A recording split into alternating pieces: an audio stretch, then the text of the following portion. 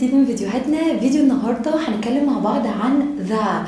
هي اسمها ايه؟ هي ذا ولا زي؟ هي اسمها ذا. انا اقدر اقول ايه؟ the car, the bag, the bus.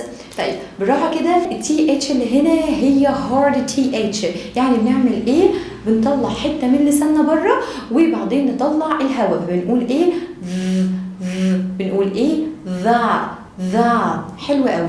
طيب هي ذا دي بستخدمها امتى؟ لو الكلمه اللي جايه ورا ذا بادئه بحرف طيب، consonant، يعني حرف طيب. زي ايه مثلا؟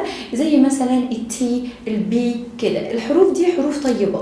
زي مثلا نقول the cat, the car, the bus, the moon, the sun, the book, the camel.